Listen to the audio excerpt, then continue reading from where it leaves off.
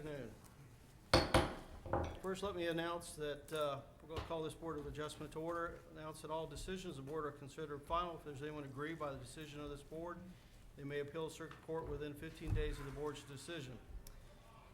Also, no permits or license can be issued until a 15-day appeal period has expired and no appeal has been filed. For information regarding the board's decision or an appeal circuit court, the Office of Land Use Administration will be your contact.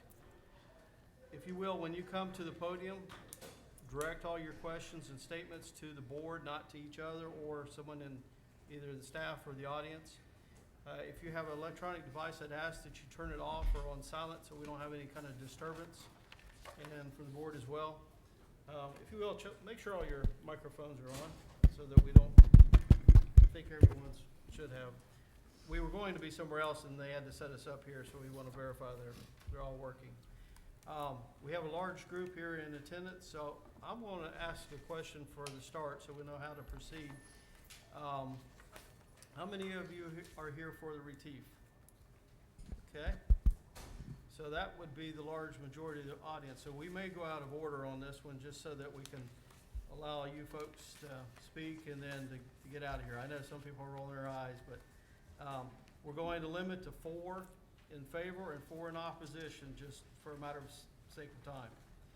All right, let me do a roll call. Mr. Davis? Here. Mr. Coleman? Here.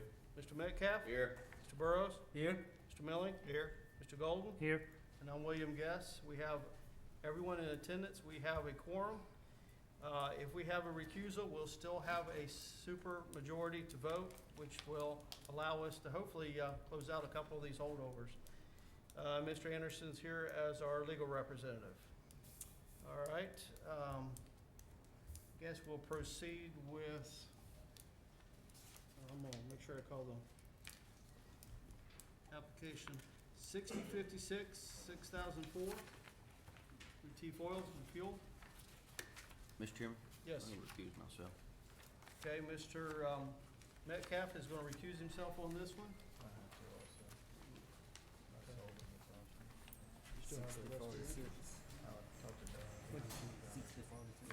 Okay. 60-50. All right, Mr. Milling and Mr. Metcalf are recusing themselves. However, we have 5 remaining, which allows us to continue. Takes 5 to approve a motion for it to carry. Okay, the applicant's representative, will you please come forward? Sir, I'm Yeah. sorry. I worked with the applicant. They thought they were 5th on the agenda, so they're not here yet. Oh, okay. So. Here we were we trying to. thought you probably want to hold us till later, so All right, I well. apologize. I apologize as well. We'll, if the 2 members will join us again, and I'm sure Mr. Stone will be glad to proceed. Okay, this is application 6046, 5840, 5113, 4902, and 4883. Mr. Stone? And this is a holdover from, I think, a couple meetings back now. Correct. I think the July, and I thank that person for being late as well. And just for a matter of record, Mr. Milling is going to recuse himself on this one as well. If you will, tell us, and if I remember right, it's been, like I said, it's been a little while. This one was recommended for approval. Correct. And the applicant is in agreement with all the conditions at hand. Okay. Is there any questions of the board for the applicant? Is anyone in the audience in favor of the application that wishes to speak? Anyone in opposition today? Okay. Staff recommends approval subject to the conditions, and the applicant is in agreement. Chair, entertain a motion. Move for approval. Second. Have a motion to approve second. Any further discussion? All those in favor of the motion say aye. Aye. Anyone opposed? Motion carries. Thank you for your Thank patience. you very much.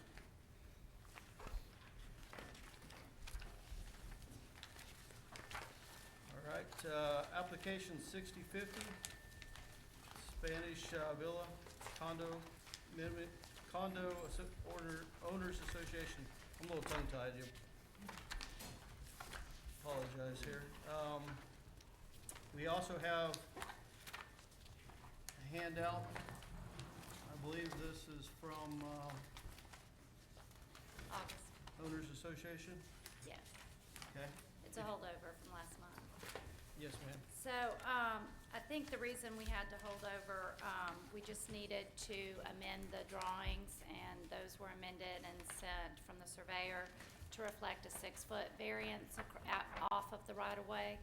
And then also the entrance and the exit to be shown as one way, not a divided entrance and a divided exit. So we've made those revisions, from the recommendation of the previous board, so hopefully we're ready to move forward. Okay, any questions of the board for the applicant?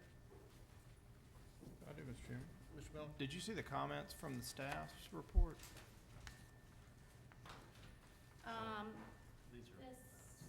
Was this the revised comments or the original? The revised comments, it's recommended for denial. Those are proposed in case they wish to. And I just handed her a copy of the proposed conditions in case, Of approval. in Right. case they wish, you guys wish to. Yeah, that's what the Yes. handout is. Oh, Correct. I'm sorry. You're talking about the staff's From report. my packet, yeah, Yeah. that dealt with the 6-foot versus the 10-foot. Okay, so you have seen the staff's recommendations and you're in agreement? No. Not of the proposed conditions, no. Okay, We usually don't give those to them until y'all are showing some indication that y'all might vote for approval, right. and then we'll. Which I felt like we got last meeting. Everybody was in agreement that what we were asking was very reasonable and that there was nothing else holding it up. So I thought we were kind of at that point. Okay, if you will, just a second so we can go Sure. back through. Mr. Chairman, also the speaker didn't give their name or address. Yes, for a matter of record, your name and address.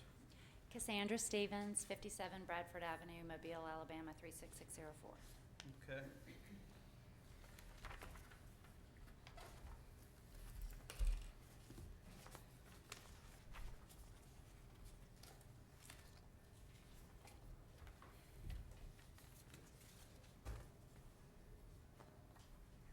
Okay, so your site plan now depicts the 20-foot wide curb cut, Correct. 127 spaces, but does not indicate how many units are on the site. Is that normally a condition? That's existing. There's no Well, changes. One of the concerns by staff was that there might be an elimination of a few parking spaces due to the addition of gates, both for the entry and the exit, and that might make the site non-compliant as it relates to the number of parking spaces per dwelling units on the property. So each condominium gets one parking space, so that's 88. And then the other spots are visitors. So we have a 1 vehicle per condominium rule.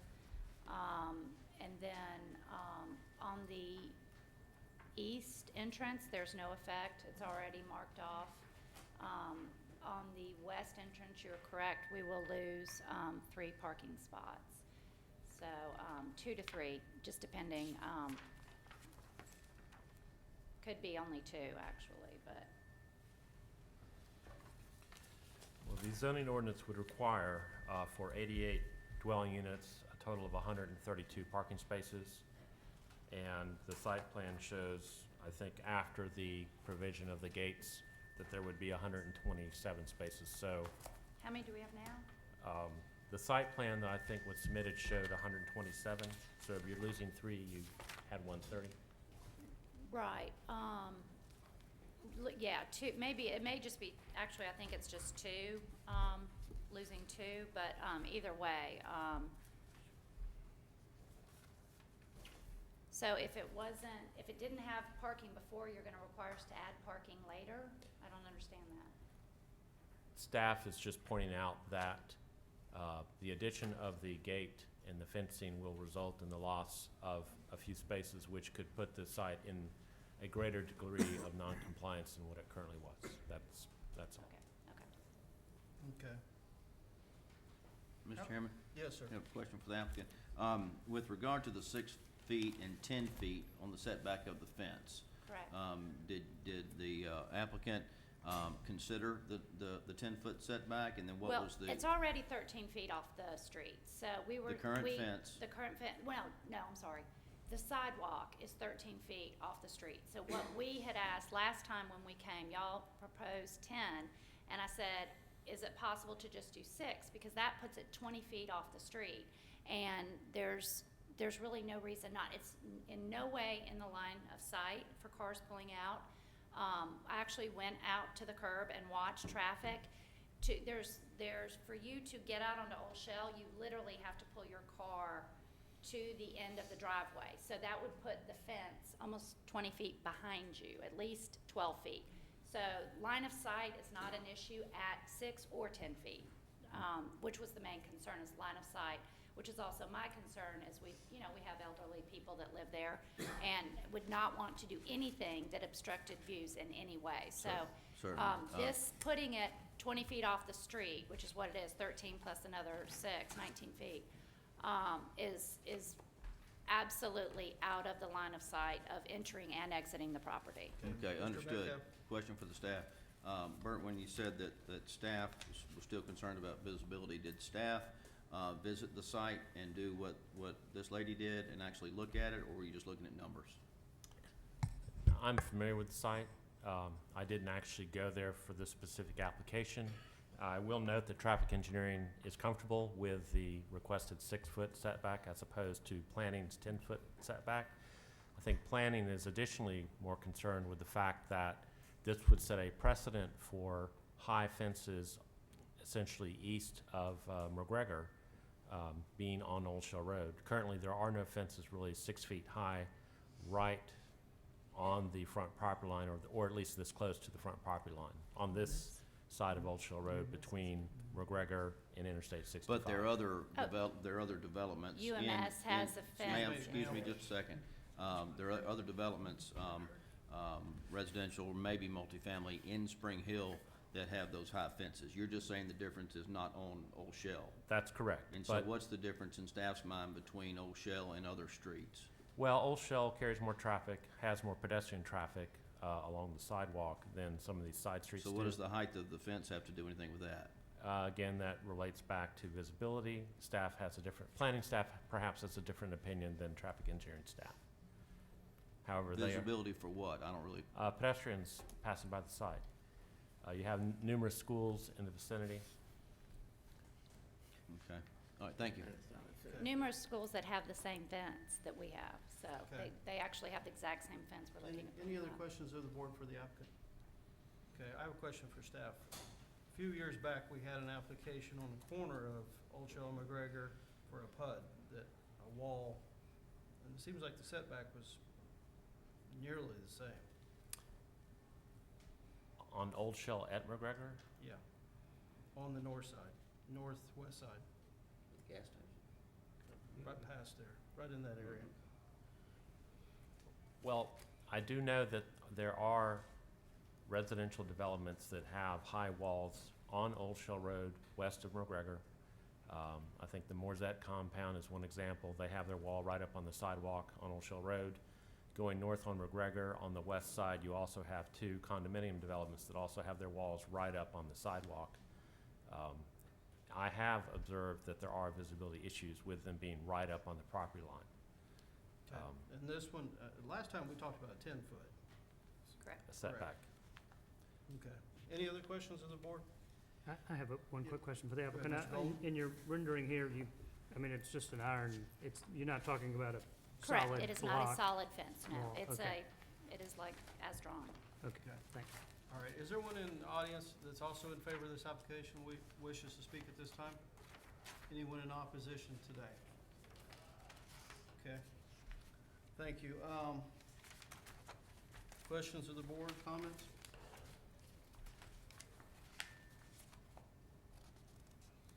Chair, entertain a motion? Mr. Chairman, I think what the applicant proposes is practical, and I understand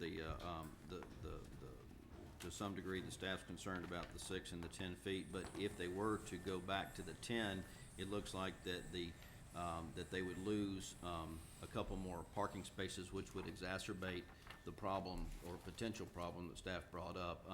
given all that, I recommend for approval. Okay, I have a motion to approve. Do I have a second? Second. Have a second. Any further discussion? All those in favor of the motion say aye. Aye. Anyone opposed? Motion carries. Thank you Thank very you. much for your time.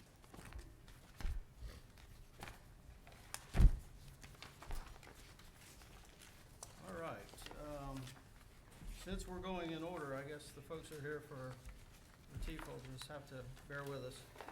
6054.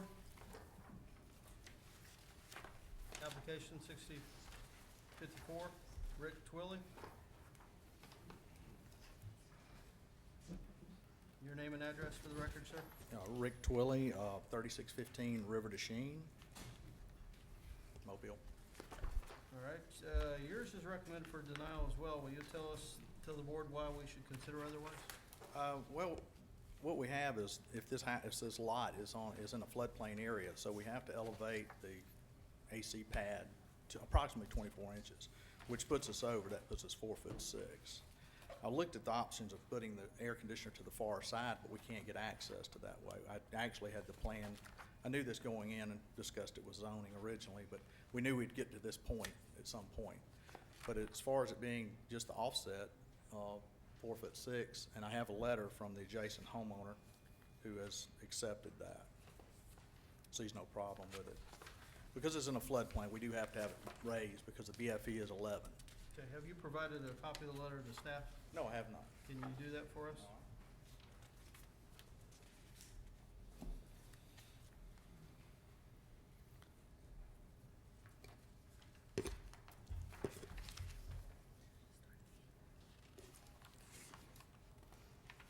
My options are either to put it on the rear of the house or the front of the house, which is not really acceptable aesthetically, especially when it's raised 2 foot.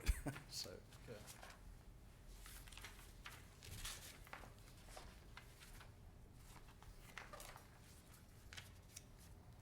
Which property does Coffee? to the left, it'd be lot 1 adjacent to the She's north, on- right there, Her correct. property's On the air conditioner side, on right. the air conditioning side. Okay, any questions of the board for the applicant? I've got a quick question, Mr. Chairman. Rick, on looking at the aerial, there's a lot that you've got, there's a house with a pool, and there's a lot in between that looks like their driveway. Yeah, that was originally one lot. So the person, Pat Coffee, is It's the adjacent, it's between the pool and the Okay. yellow line. all right, and so there's a house there. That's 109, and this is a 100-foot lot. Okay. Thank So you. in that tree line, there's actually a house? Yes, that's correct. Okay. And I did try to, locate it in other areas, but it physically would not work. So it's kind of in the front yard or the backyard, and aesthetically, that's just not very good. Okay. Is there anyone in the audience that's in favor of the application? Anyone in opposition today? I have one other question. Will it be screened? Yes, How? I'll have a wood fence up there. Okay. And there's no chance, like I'm not putting a generator or anything like that. It is an air conditioner, which is relatively quiet. So that's the only utility I have on that side. Thanks. All right. Any further questions? I got a question. Mr. Burrows? Have you polled all of your neighbors? I spoke to several of them, and nobody had, of course, No opposition? no opposition. I haven't, nobody, they just couldn't believe it's such a minor issue. But everything down there, of course, has to be raised. So that's what puts it outside of the height issue. One more question. Yes, sir. Is there any other feasible alternative? No, I've actually looked at it between the garage, the opposite side, and it's too far. All my units are in the attic, and that location is not, well, I'll say it's not really cost. It's just like physically I'd have to run that condensation line from the other side. It's just not, feasible to do that Okay. because of the rooms upstairs. Okay. Once again, any further questions? All right, Chair, entertain a motion. Chair, I'll make a motion that we approve the request. Subject to any conditions, No, sir. screening of the unit, or? Yeah, I Good mean, with yes, that? but he said he was gonna do that. But yeah, it would be Good. conditioned upon that. All right. I have a motion with a second. Any further discussion? All those in favor of the motion say aye. All right, thank you. Anyone opposed? Okay, motion carries. Thank you. All right, at home, 6055. Good afternoon, gentlemen. Good afternoon, your name and address? Bradley Brown, I'm Director of Construction for At Home, 1600 Plano Parkway, Plano, Texas. All right, well, welcome to Mobile. Thank you. So, give you a couple handouts there. One of them, this is our store in Raleigh, Durham. It really shows what our prototype looks like. I figured a picture was worth 1,000 words rather than just a bunch of renderings. So that's why I handed out what you guys have in front of you. And the page behind it is also 2 renderings at the front of the building. One is what we're asking for, the one on top. The one below is what's actually allowed right now by code. So we had, we were recommended for denial, so I wanted to discuss, gentlemen, whether we could get approval for this. First point was contrary to public interest, now allow other and similar businesses than shopping center an equal and fair opportunity to advertise their products and services. I want to say it's really not contrary to public interest because we are occupying a big box space, otherwise would be vacant for quite a while. We go into a lot of Kmart stores, as this one was. A lot of the Kmarts we've gone into have been sitting vacant for 5 years. Just the fact that a big box space is very hard to rent out at this point. We're about the only big box retailer out there eating up these spaces. When it comes to the other occupants, there is no similar business in the shopping center to us. We will be the new anchor. In fact, we'll actually help the other occupants in the shopping center by bringing in traffic that's now non-existent with Kmart being out of there. So we'll be actually helping their sales and bringing in traffic coming in. Special conditions.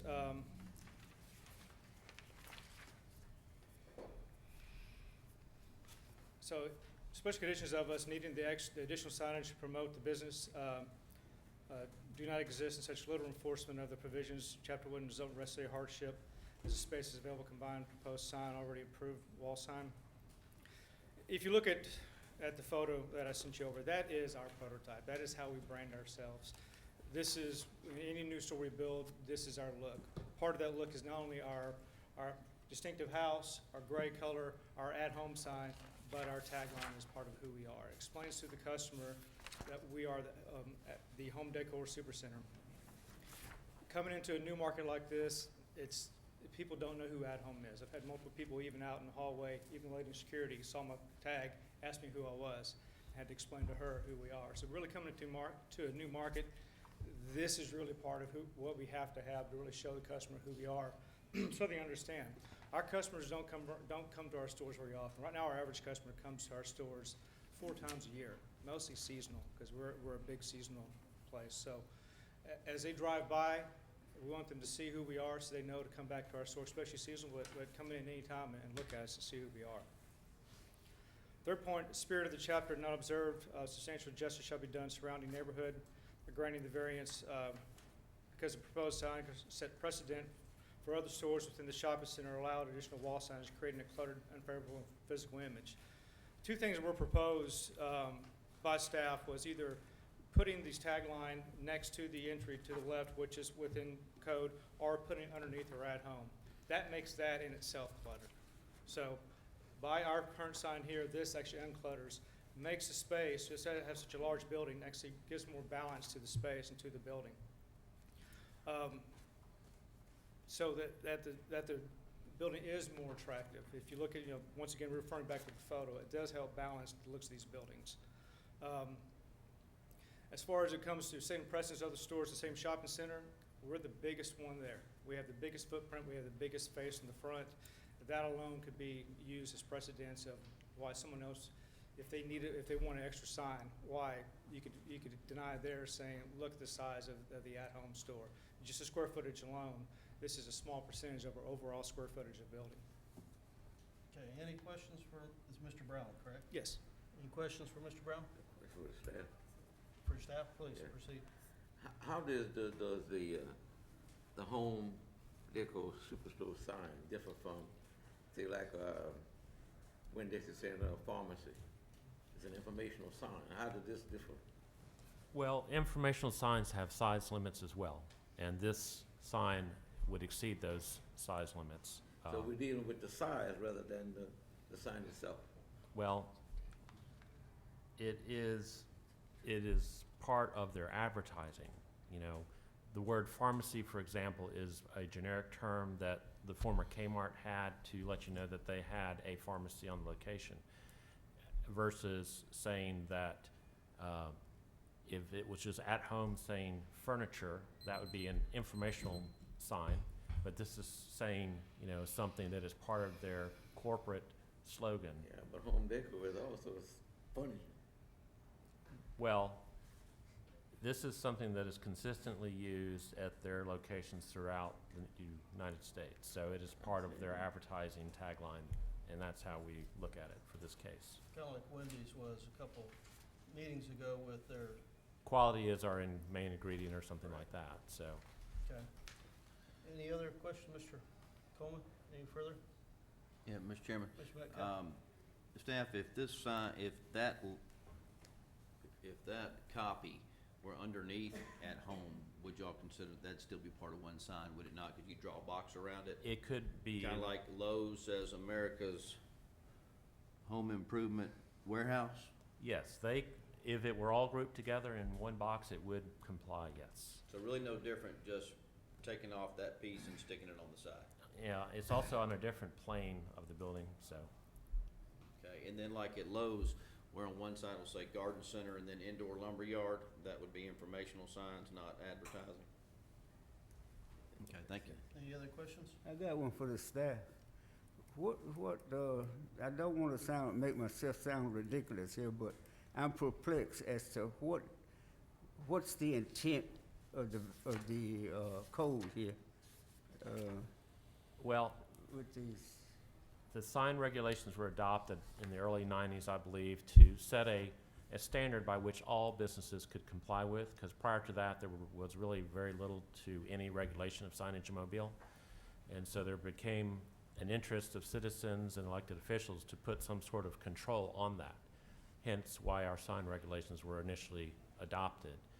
We recently dealt with a business who moved to Mobile, a small business that said that their business model required visual noise, which meant that they put out a bunch of signs in the right-of-way and banners and flags and things like that. So, you know, there are a lot of corporations throughout the United States, and it's not just at home, but that have a sign package that is what is their corporate entity, but it doesn't necessarily mean that it'll work in Mobile, Alabama, or Plano, Texas, or any other city. So either they have to meet what the city requires, or the city has to allow them to move forward with their standard corporate image that they're using throughout the United States, so. Well, see, just driving around Mobile, I see many stores that look similar to the picture. Yes. And, well, I'll say this, since I come on this board, I've tried to, the first thing I read in any one of these variance requests is what the staff is recommending. And I sincerely make an attempt to say, I'm gonna go with the staff's suggestion because you're the experts in it, not I certainly. But what I've seen since I've been sitting on this board is that we seem to grant some, deny some, and they could be all so similar. Well, staff is beholden to the regulations to review an application or request based on whether or not there is a hardship. It is staff's opinion that in this case, they could arrange the two signs in such a manner with the tagline under the at-home sign so that it would all comply with the regulations as they are written. Therefore, staff does not believe that there is a hardship in this particular case. Okay, any further comments, questions? One more, Mr. Chairman. Mr. Metcalf? Mr. Brown, Yes, sir. given the comments of the staff, have y'all considered moving at home up and then putting that underneath it? We've looked at that. That's not our corporate brand, and it really doesn't fit the aesthetics of what we have here. We end up having to make the at-home itself so much smaller to Well, adapt my to that. point is, if that's your only option, how would you feel about that? Would you do it or not? We would not do it, no. You just leave at home? We just leave that home, yes, sir. Okay. Have you had this issue in other cities? On our new format, no. Our older stores, we have stores that are over 20 years old. And So- how many have you done, how many of these have you done, this new format? The new format, we have done over 50 stores now. Okay, thank you. Okay. Anyone in the audience in favor of the application wishes to speak at this time? Anyone in opposition? Okay. Discussion on the board? I think these large, Chair will make a comment, these larger anchor stores, we've had this come up before, Walmart, some of the auto dealerships. And, you know, some of the larger new developments such as McGowan Park Correct. have had examples of this as well.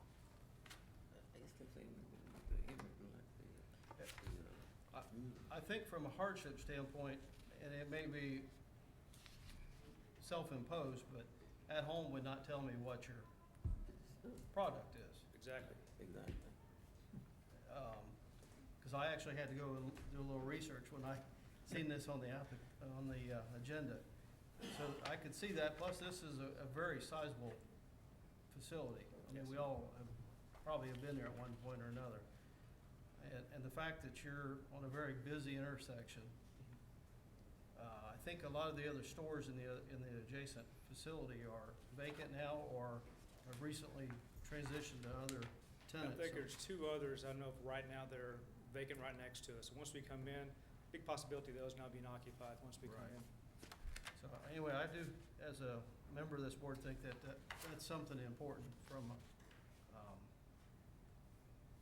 public's knowledge of what your facility's there for and, you know, what the service or the product is. Chair, entertain a motion. Mr. Chair, I think that we would do a disservice if we disapprove this thing. So in light of that, it's not a mural that's distractive or anything, it's presence, I move for approval. Okay, I have a motion to approve. Do I have a second? Second. Second. Any further discussion? All those in favor of the motion say aye. Aye. Anyone opposed? Okay, motion carries. Thank you. All right, I think everybody's here for the last one. Is the representative for Retief Oil here now? We can get you to come to the podium. 6056, 6004, and we have two of the members who were not here earlier that are recusing themselves. So that means you have 5 remaining, and it takes a supermajority to approve a motion, which is the remaining 5. So all 5 have to approve a motion. Your name and address for the record? Michelle Scepter, 115 Cochran Causeway. I'm the facility manager for Retief Oil and Fuel. We did submit a video, and so I was going to ask if we could go ahead and show that before I speak. Please.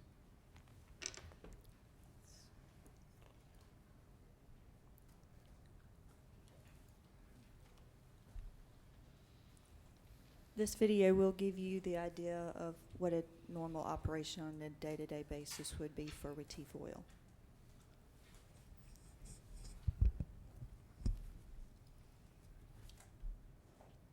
Where's the video filmed? I'm sorry. Where's the video filmed? At our proposed facility and part of it at our existing facility.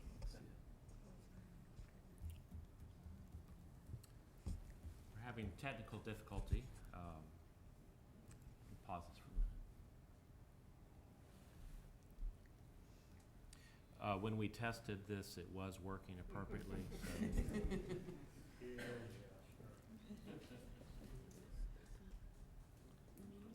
It is not.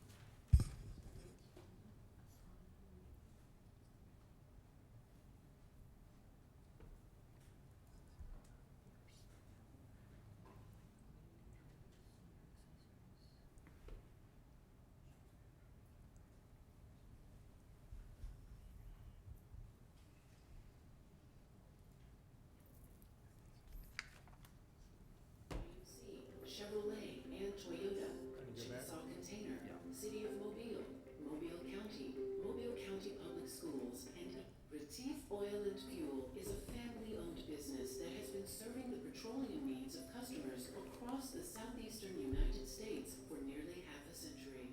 Retief has 12 locations, including 2 in Alabama, 1 in Dothan, and our newest facility in Theodore. We have operated in the Mobile area since 2000 in partnership with Mike Minto of Minto Energy. In 2012, we began operating as Retief after acquiring all of Minto Energy. In February 2015, Retief purchased an existing paper manufacturing and distribution warehouse on Cary Hamilton Road in Theodore from Norton Paper Company.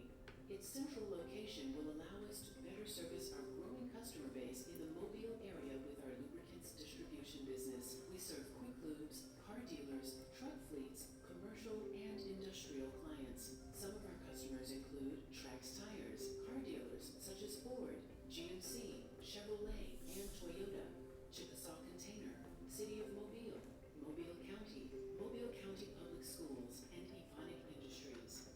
Our lubricants include products you would find in your neighborhood auto parts store, such as motor oil, transmission oil, hydraulic oil, and gear oil. Our warehouse will serve as a distribution facility for these finished lubricants only, not gasoline, diesel, or other fuels, and we will not be engaged in any manufacturing. Though our Theodore warehouse is not yet operational, here's how it would function on a day-to-day basis. During the week, Retief trucks would enter and leave our 100,000 square foot warehouse carrying non-hazardous lubricants in either packages or bulk. We expect only 10 to 15 trucks per day during the hours of 7 a.m. to 5 p.m. and only 2 to 3 total on weekends. Our small truck fleet will reduce traffic by more than half of the former use at this site. Retief trucks will pull into our facility and either load or unload these packaged products for further distribution, or will transfer lubricants in bulk for further distribution using one of the 44 small tanks designed to hold one full truckload of product. Less than 10% of the warehouse space will be used for bulk storage. These lubricants are non-flammable, non-explosive, and non-hazardous under normal conditions, and their safe use has been confirmed by numerous safety experts, including our local fire department. These products present no vapor hazard, so no EPA air permit is required. Even so, Retief is taking every precaution to protect safety and the environment beyond regulatory requirements. We will have an enclosed and sprinkler-enabled facility and a containment area that will completely encircle our tanks once permits are approved. We will remain in a continuing and cooperative relationship with the local fire department on reporting requirements and communications. The Theodore facility will adhere to Retief's high operational standards established over a half century, and we will have less industrial impact than previously at this site. We are a family-owned business with a strong track record of customer service, protection of health, safety, and the environment, and we are excited about becoming a part of the local community. We invite you to contact our Mobile facility manager, Michelle Septer, who can provide more information on Retief Oil and Fuel.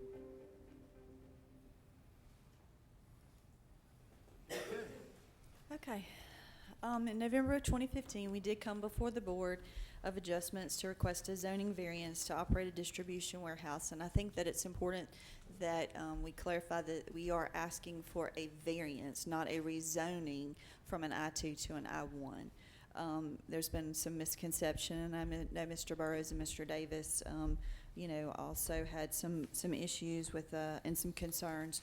But what we have tried to do is go back and take a step back, and since our zoning was heard last year, or our variance request was heard last year, is to basically take a step back and hit the reset button. We wanted to take the opportunity to meet with the community and to understand what their concerns were, and to help us get perspective and understand how we could impact the community. We have engaged in various individuals for environmental opinions, business opinions, and their safety opinions. This has given us a great opportunity to do community outreach and to touch people and be able to talk with people that we otherwise probably never would have met had this not happened last year. So we have looked at it as a very good learning experience for Retief. We've had a number of individuals, and I'm just going to run through a few of them that have come out to visit our facility. We've had Mayor Sandy Stimson along with several, two staff members, Shayla Biko and Diane Irby. Councilman John Williams has been out. State Representative Barbara Drummond. County Commissioner Jerry Carl, who is in the audience and will be speaking on behalf of Retief today. We have had several members of Evonik, or employees of Evonik, Bonnie Tully, Randy Rogers, and Bill Klutz. Bill Klutz is the Environmental and Safety Director who has previously worked with OSHA at Evonik, and he was very instrumental in helping us to meet with the community and explain some of their environmental concerns as far as fumes or emissions or vapors. We are a member of the SMEA group, which is organized by Evonik, which is the South Mobile Industrial Association, and we do participate in their meetings, and they do have a CAP group that also brings in the community to relate their concerns. We have had conversations with Don Leith at the EMA, Emergency Management.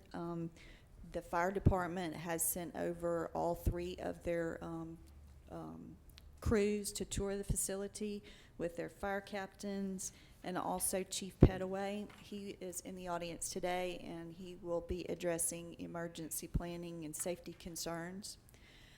Mobile Baykeepers Casey Calloway and Cade Kistler have also reviewed our plan. Mobile Area Chamber of Commerce, Jeannie Russell, Bob Chappelle, Steve Russell have all been out. Jennifer Denson has given us some amazing advice. She is the Executive Director for Partners for Environmental Progress and a member of the Mobile Planning Commission.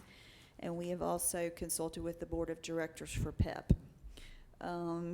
We have given Tommy Sheffield, who is a Mobile County School Operations Manager, Facilities Manager, and Lewis Anderson, and they are both in the audience today. One or the other are in the audience today. And if anyone has any questions about the proximity of the school next door, you're more than welcome to ask them any questions. We have talked with Jabaria Jenkins about possibly being partners in education with Burroughs Elementary, and have Mr. Dwayne Roberson, who is in the audience. He is the director of the Theodore Park, and we have also talked with Mr. Roberson about how we can partner to help him improve the Theodore Park. Mr. Roberson's grandparents are founding members of the community, and he will also speak in favor of Retief today.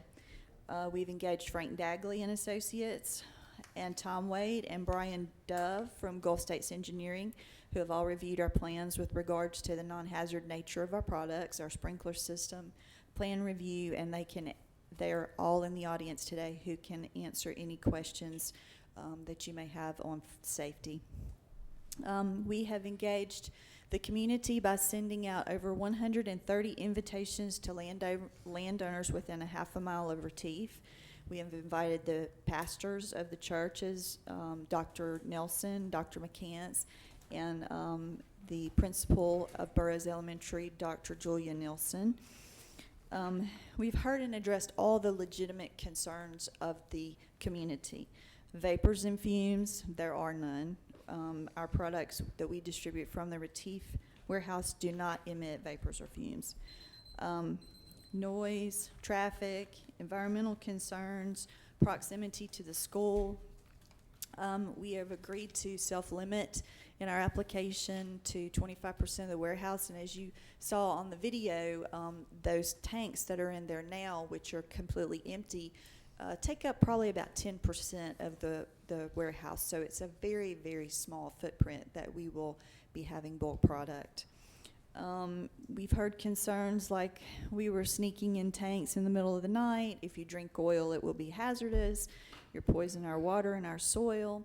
So we feel like we've addressed all of the legitimate concerns, and those that remain are, concerns that are, we are not unable to determine. We are not a new facility. This is an existing facility. So we're not asking to add anything that will have any further impact. As a matter of fact, we feel like we're going to have less of an impact than the previous owner, Norden Paper. We have been in business for 50 years, and we are a reputable company with no negative environmental impact. Distribution facilities of this nature are common. They exist in peaceful harmony with schools and neighborhoods and other industries, and I think in our application, we listed 3 such sites that are in close proximity to neighborhoods and schools. And just the nature of our business has changed over the last 40 years since these zoning ordinances were put into effect, and we feel that light industry and the multiple grades of viscosities of oil, semi-synthetics, full synthetics, such products are now distributed in bulk, making it more economical and more environmentally friendly by producing less waste for landfills to process. This brings out more demand for those distribution facilities that have bulk capacity for various grades of oil. Retief has demonstrated its willingness to be a good neighbor, and we will participate in the revitalization of the surrounding community through the school and the park, and we feel that industry and community can peacefully exist with a common goal. Okay, thank you. Any questions for the applicant? It's Scepter, is your first, or your last name? Scepter. Scepter? Mhm. Okay, Ms. Scepter. Any questions? For the sake of time, can you help us identify the 4 that would wish to speak in favor of your application? I have Chief Petaway, and I have Jerry Carl. One of these individuals will be willing to come forward and allow us to hear your comments. We appreciate it. And Dwayne Roberson. Okay. And then those that are in opposition, we'll get to you as well. Mr. Carl, if you want to come up? Sure. Good afternoon. Good afternoon. It's much nicer being on this side of this podium. Yeah. I'll have to Some tell of you us that. know who you are, but for I the will. record. My name name and is address. Jerry Carl. My home is 12541 Airport Boulevard, Mobile 36695. I am the county commissioner in the area that this proposed site will be on Cary Hamilton Road. And I do understand the concept of not wanting an industrial facility, quote unquote, near your home. But as the older I get, the more I understand it. I live way out in West Mobile. Within about 3/4 of my mile, home is a plant where they pressurize natural gas. So I get to hear turbine engines running. If that facility should ever blow, I'm sure that my house will go with it too. So we all have to live with some type of hazards in our home or near our home. So I sympathize. But when I go to cook and I cut that natural gas on, I'm also thinking about the people that are up in Chicago that we're feeding that natural gas to, our school system that's getting the revenue from it, and the jobs that it generates. So there has to be a trade-off somewhere. On this particular facility, I was not involved in the first round. I know it got a lot of negative publicity. Most of the storage facilities are getting negative feedback from communities. So I asked if I could have a tour of that facility. I did. I went through the tour. I was amazed how clean it was. I was amazed how organized it is. And from that, I have helped organize some of the community. I knew a handful of the folks. Knowing they're in my district, I knew a handful of people. We invited them in. I think one day they provided a barbecue, and there were probably 75 or 100 plus folks passed through. Everyone was amazed, just like I was. You're basically talking about taking a large container and reducing it down into smaller containers. Now, from the business side of it, we work hard at the county commission, and I know the chamber is sitting here too. We work very hard recruiting these jobs and bringing these jobs in. We're talking about the Walmart facility is not, as a crow flies, not that far from this site. Hopefully, from this site, we will supply the oils, lubricants that are needed for 300 plus trucks. This facility will also supply the oil, as you saw, for county commission, for the school board. There's a lot of very important parts of our government that they will supply from this unit. And no way, my biggest concern was the fuel, and I'm sure it's their concern too, but you're not dealing with a product here that's combustible or vapors that you have to work with. My background is I worked at a coal generating plant, I shoveled coal on a coal line. I understand flammable materials. I worked in furniture making business and dust. I understand flammable materials. This is not flammable materials. So I ask you to please give a strong consideration. I understand there's a lot of responsibility on your shoulders. Please give consideration to get this passed so we can get on and hopefully recruit some more jobs to come in that we'll need more lubricants for. Thank Appreciate you. it. Any questions? Okay. Next, representative.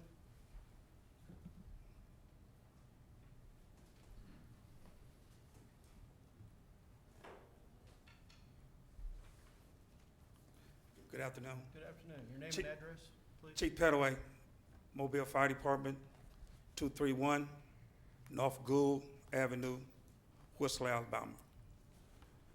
This venture started a few weeks ago, which is a normal process of our organization, is to go to different companies to do a walkthrough to make sure that we are, and the businesses are up to the city codes, and that we can prepare a better fire tactic plan. While we was there, some of the owners addressed some concerns about the community.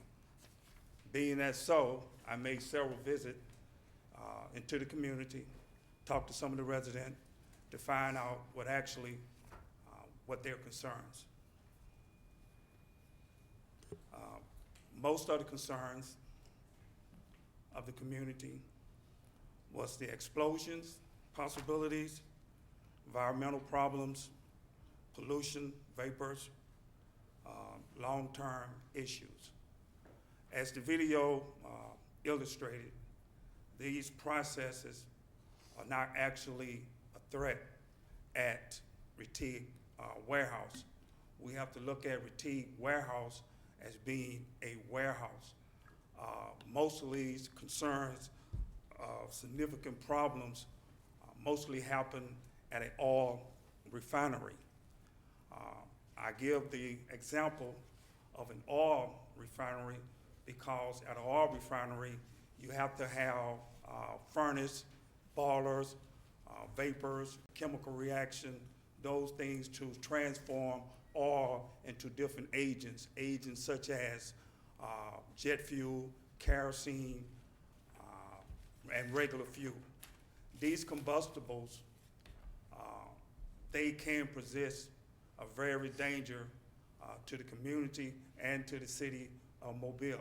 But again, as the video illustrated, those processes do not operate, are not functional at Retief Warehouse. My concern is with the community is to make themselves more aware of what's actually going on into the community, to go out and visualize and get a more strong concept of the reality of the situation that is within their community. I talked with some of the owners of Retief. They have informed me that not only are they willing to step up and be professional and meet the codes of the city of Mobile, but they also are willing to take suggestions for as improving and making their facility a more safer place for the city and the citizens of Mobile.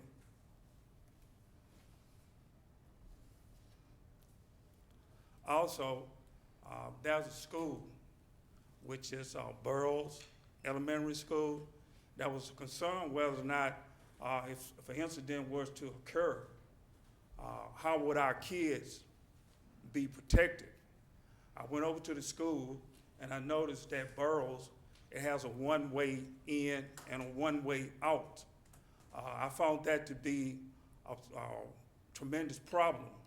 But after examining the grounds and the exterior and the back area, I have found several routes that will eliminate that problem and make it more feasible if an incident do occur at Retief, that most of the first responders, parents, but we will notify the parents where their kids are, but the first responders, policemen, most of those individuals will be going down that one-way street. I have devised a plan that would be beneficial to the community, to the kids, to utilize alternative routes and exit plans to vacate those kids from Burroughs Elementary School. Burroughs Elementary School enrolled probably close to 400 kids, with the gender being somewhat 50-50 and 20-some teachers. Again, utilizing the options of alternative routes that is mapped out, which I have here, will give us the advantage in case a situation do occur. And also, I have talked with Retief. If you look at the building structure in the year that it was constructed, it was constructed in 1999. That gave me more opportunity to work with Retief to better set up a shelter for the community and the city of that particular area. It had withstood storms like Katrina and other storms that had hit our area. So I talked with some of the owners at Retief. They are willing to use that facility as a refuge for shelter in case of emergency. Those alternative routes that I have given for the school and in case of a storm, we could use, a lot of the residents are concerned that they have a one-way in and a one-way out. But the plan that I have visualized and put forth, we have multiple advantage of vindicating that particular area and getting our kids to safe areas and utilizing the soft route depending on the winds and the direction of the wind to utilize BC Rain, utilize other schools on DIP. So what we're looking at Retief in the community is two organizations that I feel that can accommodate each other to make themselves a better standards and make themselves better of committing a bridge to bring two group of people together for the better of the community, the better quality of life, and the citizen of Mobile. Okay, any questions? It's Mr. Petway, right? Yes, sir. Any questions for Mr. Petway? Yes, I got Mr. Burrows? Yes, sir. just one simple question. Have, your department conferred with the school board about this particular site? About the particular emergency The route? storage facility. The storage facility versus Burroughs Elementary School, have you discussed any, have you had any discussions with the school board, or have they shown any concern about this facility being located that close to Burroughs Elementary School? Not at present. My plan was to create the plan, take it to Mr. Mitchell, let him look at it, let him take it, let him see whether or not it is approachable or something that we can work together either to utilize it or make it better than what it is.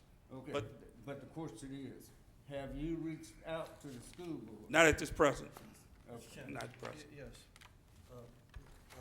Mr. Burrows, I think, now, Mr. Mr. Davis? Chairman, I think I heard the statement that someone from the school system, Sheffield is here? The facility management, Sheffield? Did I hear that, ma'am? Yes. Yes, I thought I heard that. yeah, so a representative from the school has.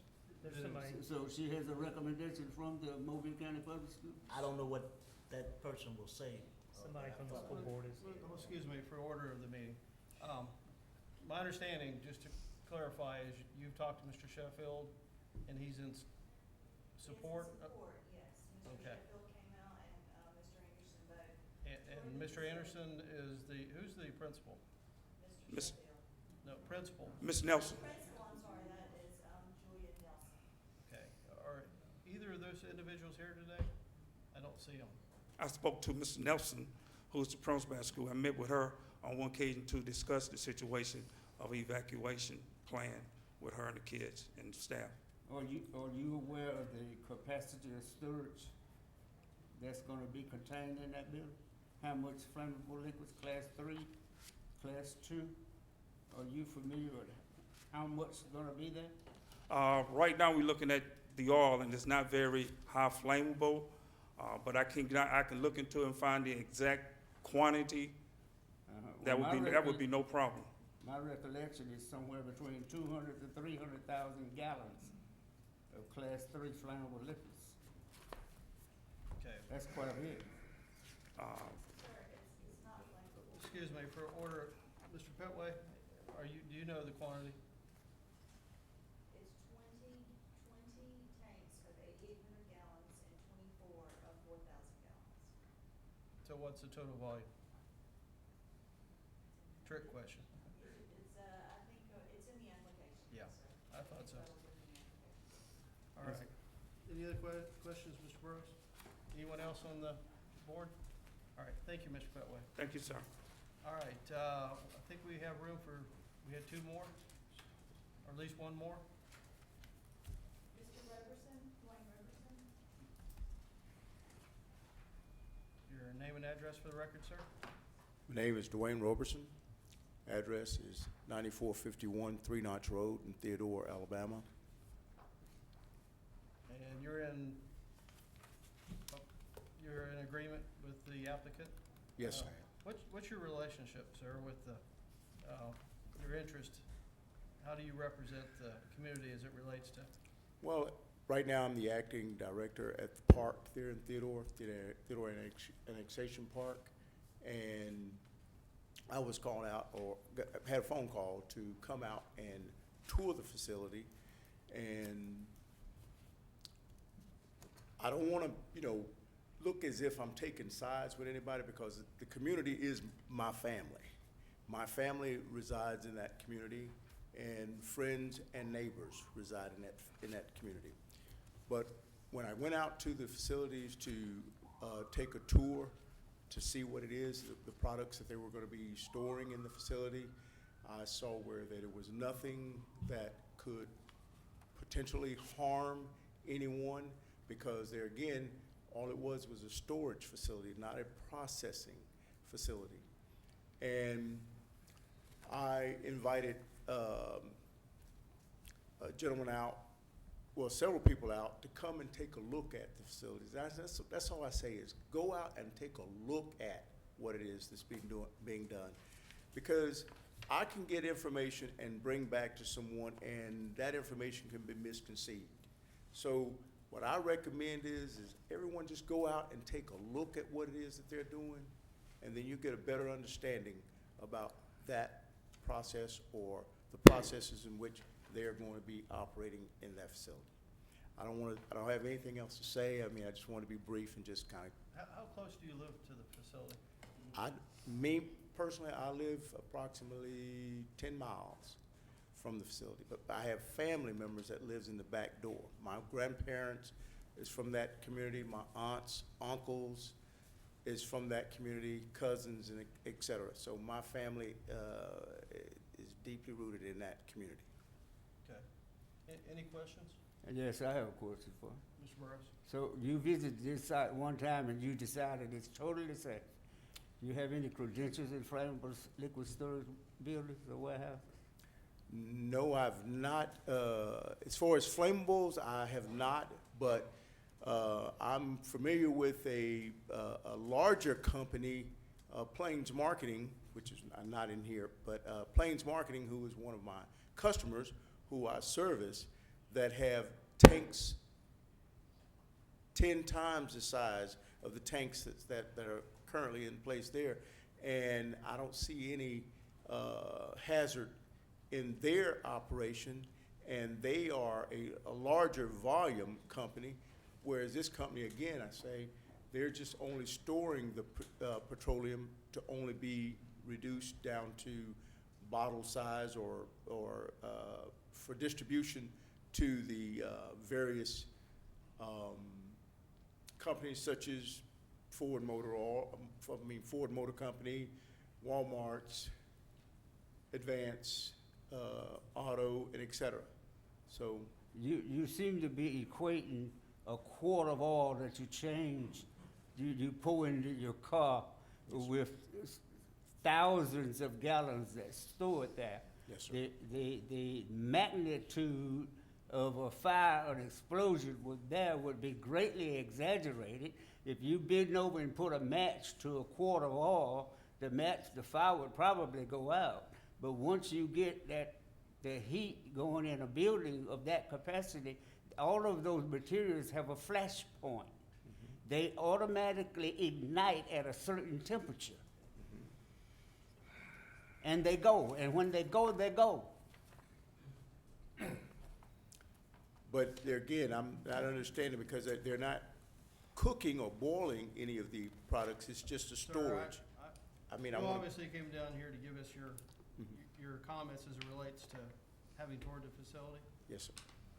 Any other comments, questions for the board, for the representative? It's Mr. Brown? Okay. Anyone in, yes? I would like to ask Mr. Tom Wade to come up to the podium, or Mr. Brian Dove. They are experts in fiber, and the flammability. They can speak to the flammability. Well, you know what I may do is I may bring them up after we have those in opposition, if that's okay? Yes, Because they may bring up some points that they can address. absolutely. Okay, anyone in opposition? We'd like to pick 4 individuals.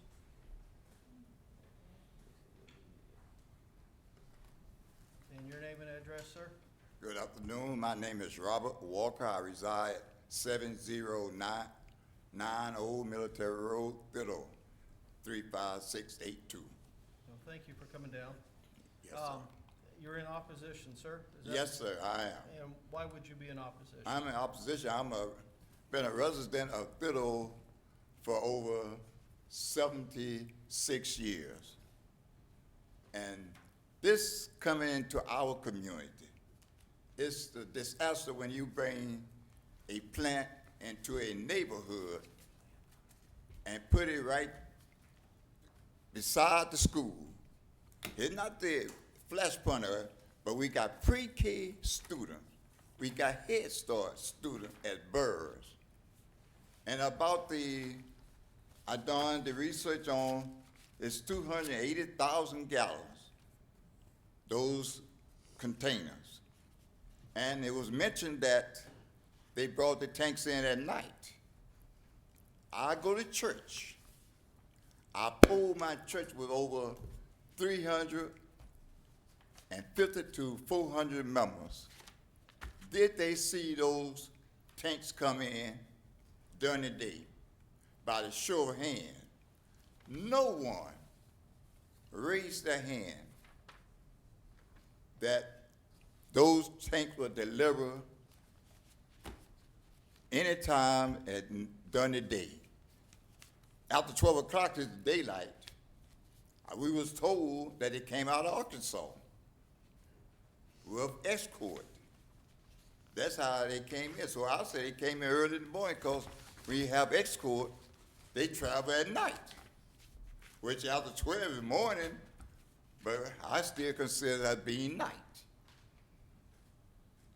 And as the evacuation, when you leave out where the chief was talking about, you're going into someone else's property. Each way he wanted to go out is still going south, west, which way Burrs Lane go west. There's no bus for those kids that ride the bus at Fiddle, but on Patty Switch Road, which is approximately 4 to 5 miles from the school. You have to get the teachers, the bus driver from home, to come and go to Patty Switch Road and get the bus and come back and pick the children up. I'm not saying go as slow, but why you want to bring, before I go there, we talked to the older at the First United Methodist Church. And the question I asked to him, would you want this in your community? And he said no. He told us point blank no. He would not want it in his community. I am appealing to you all, please, do not let this come into our community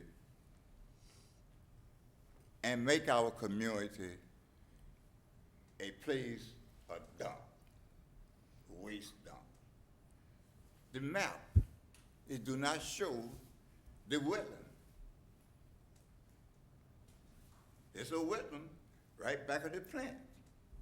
They do not show the wetland. Which side of the plant are you, It's on the east side of the plant. It's a wetland. it's on the map. It's on the map, okay? Yes, sir. I can't see it, but I need my eyes, but the wetland is there. So we- And just, for humor, an alligator came up in our community back in, I think it was June or July, from that wetland. So we didn't want the alligators, and we do not want this to come in our community. Please support us and deny this type of business to come in our community when there are other business we had problem with, want to bring a used car lot into our community, rezoning. Now, why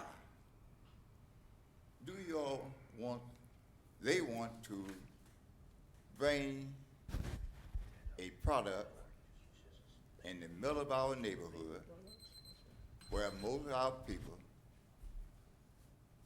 do not want it? And please, we ask you all to support the community. The people coming up will present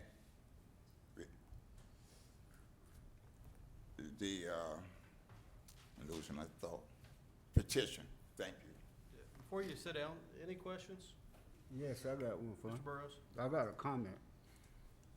Is it directed, Yes, it's directly reference to what the gentleman is discussing here. please? In his neighborhood, what he's trying to say, which is predominantly black, they get dumped on. They get dumped on because nobody cares and they don't have any recourse. Take Platteville area. Instead of the mayor trying to downgrade those storage tanks over there, he's letting companies expand them. And then he wants to get up and speak about a one mobile and making downtown better. But he's expanding all storage tanks up and down the river. Recently, Channel 10 done a survey on coal dust. Council Magnet School, not even one block from my front door had 30% coal dust accumulations. But it's nothing wrong with it because it's a black neighborhood. Mr. Burrows, directed to the neighbors' comments, if we can focus on that. You believe that his comments are related to his Sure, absolutely. his neighborhood and The company wouldn't have thought twice if the neighborhood was predominantly white to put that plant there. Sir, I don't know that I can take a side in that matter. I think we need to. Well, I've already taken a side, and it'll I be, think we it'll be need to voiced listen- in a We minute. need to continue to listen to those that came here today. How close do you live in reference to this facility, sir? Approximately a half mile. Okay, and it was a paper distribution center before? Yeah, we was in the county. During that period, it was the county. And And you lived there obviously before it was ever constructed? yes, right. Right. And for us, the Flashpoint, they were saying that the paper product, if I boil this up this tight and put a match to it, it'd be hard to burn. Same thing with our product. But I do concur. I didn't want the news showing I'm racist about saying that, but it is true. Anywhere you go into black communities all over the United States, Mill, Alabama, Illinois, Michigan, that's where being dumped into our community. Okay, thank you. Any other questions or comments? All right, who else would like to speak in opposition today? Thank you, sir. Good evening, gentlemen. Good How afternoon. everybody doing okay today? Yes, ma'am. We're here again. My name is Mary, B as in Betty, Walker, Walker. I live 7099 Old Military Road in Theodore. That was my husband up. And we have been community activists since 1970 to keep our community safe. We was instrumental in getting the annexation in 2008 for our neighborhood, and we do not want it destroyed by petroleum-type products. I researched on the website, and petroleum is made from crude oil. And we know what crude oil is and the products thereof. But my main concern here today is the safety of the residents and the safety of our babies, the little children who cannot speak for themselves. They are there. That's a dead-end street, Burroughs Lane. And they are there all day long with the principals and teachers. And in case of any kind of incident or accident, we know we're all human, and there is no such thing as it's so safe that no accidents will not occur.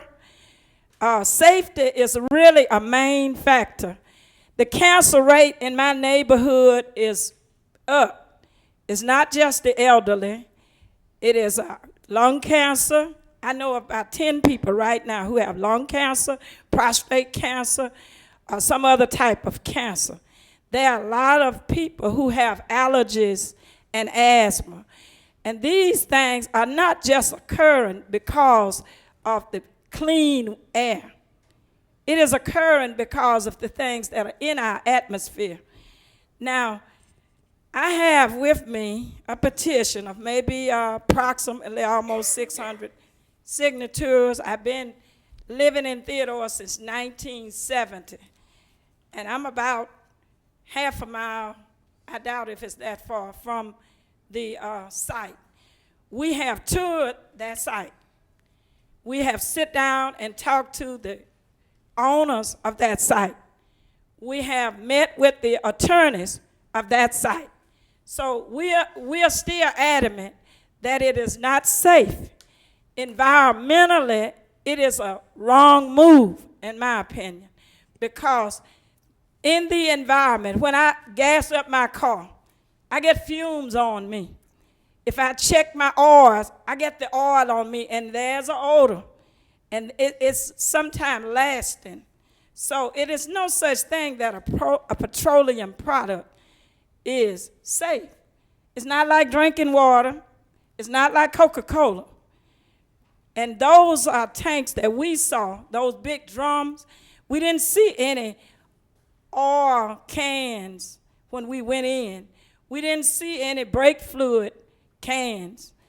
All we saw was the big drums that's going to have a hose connected to them that would load up these 18-wheelers that go down the street like they filling up these gas tanks at the service station.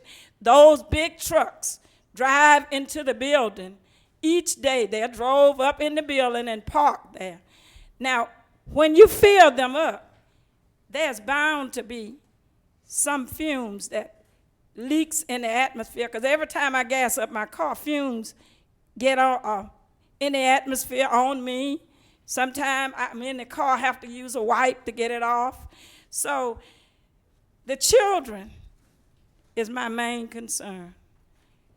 I may not even be living long enough, for it to really give me a real health problem. But our children, they are the ones. 18-wheelers making 15 loads a day on a 2-lane road. There's nowhere to walk. They do not cut the grass enough for you to walk on the side. And since our present mayor been in office, they're cutting it even less. The grass are up. If the children on their way, anybody walking on the road, they get run over by the 18-wheeler. So I made some notes, but I'm so enthused. I didn't even go by my notes. Appreciate it. But there is no hazmat for the building. They depend on the fire station. What happens if something happened and they cannot even get in there? Then what happened to the children if they can't get out? Parent can't get in to get them. It is really something to think about. The evacuation routes they are talking about is private property, and the people hadn't even given their permission to make a gate. So how are you going to go and make a gate to get out on the side of somebody else's property? These are some of our concerns. So I urge you and I ask you to consider timely and consider human lives over big dollars. Mr. Milton Rittiff and his family, they have big dollars. They have a big plantation in New Orleans that's a tourist attraction. So I ask you and I urge you to consider this, our lives, our children's lives, the health and the welfare of our children, because our health is the greatest things we can have. Without good health, there is no way we can fight for cleaner neighborhoods or better environment. So I ask you, just consider us in Theodore. I've been around a long time. I'm a part of that CAP. It started at DeGusa before it became Evonik. I know all the owners over there because we toured that facility too. So, you know, we're not blind when it comes to industry. We would like to have a good relationship with them, but we would like to have some type business in our neighborhood to help bring it up, not to tear it down, and not to kill off all our people before they even have a chance. Before you sit I down, will present a petition from Boroughs PTO and petition from all the citizens in Theodore. thank you. Any questions of the board? Thank you again. I believe you were down here for a previous. I appreciate you coming back. I've been to all of them. Yes, ma'am. Thank you again. All right, we have room for some more. Anything, pardon? Mr. Davis is asking that we take a quick break, or Coleman, I mean. Can we do that for a second? 15 minutes? 5 minutes, okay. All right, we'll recess for 5 minutes.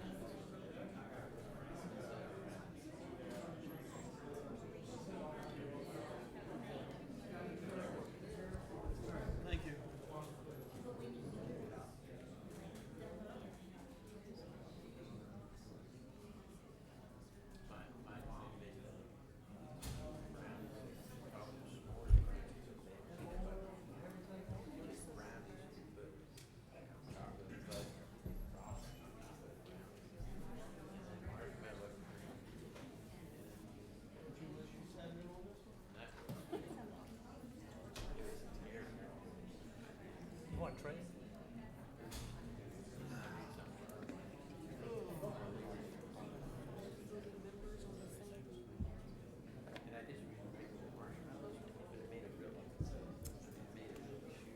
Mr. Burrows.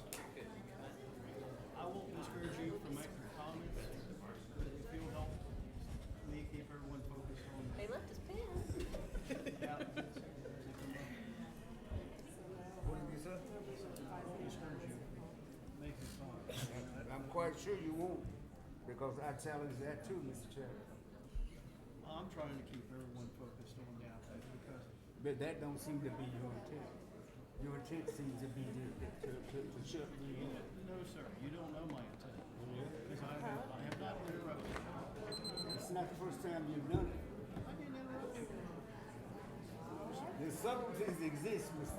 No, because when you get off on other projects that are unrelated. They are related. The coal dust and stuff that I brought up is related to this matter. No, I'm talking The fuel about. tanks is related Fuel to this tank, matter. no, it's not. Because this, we have to look at They're everything. all similar. Sir, you and I talked when we had that little training session about, we gotta look at every application as its own individual hardship. Look, let me get something straight with you. You're the chairman, and you preside over the meeting. You don't preside over me. No, sir. And I'm not trying. And I want to make sure we understand that. Right, but we have a quorum, we have a decorum for the meeting. Well, I know the decorum is quite well, but I got a right to speak my opinion. I'm asking you to stay focused on Look, application. if you want to go to the city council Sir, you're off. and ask them to take me off this board, and they will vote to take me off this board, I'll be delighted to leave. I Because appreciate I your- do not leave this board.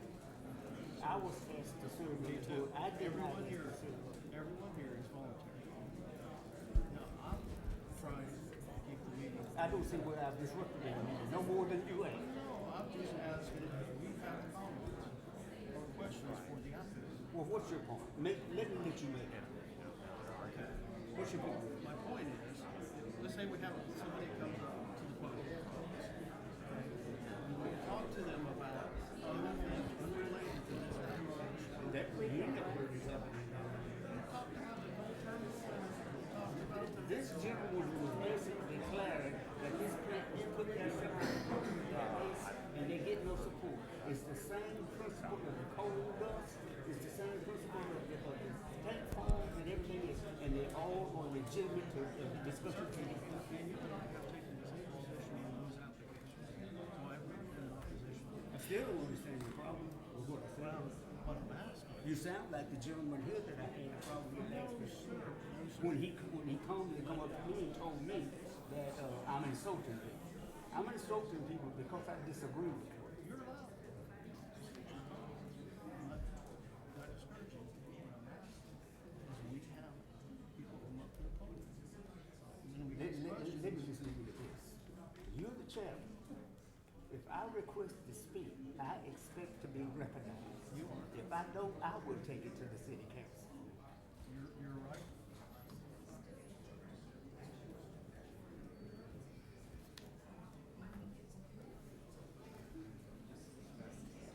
Mr. Davis? Mr. Coleman? Have I been out of line with telling I overheard Mr. it. I don't want to think that. But I think his point is, it needs to be, Have I been out of line how our manager made? no, well, and that's, I was just about the structure. Is that, I think if you have a direct question for the applicant, there is time for us to have board discussion. And that's after all the people have spoken there, then we get to have an internal Lisa, are discussion you ready? back here. And that's, I think, We're gonna call the Board of Adjustment back to order. and I think that's what, Just now, to discuss.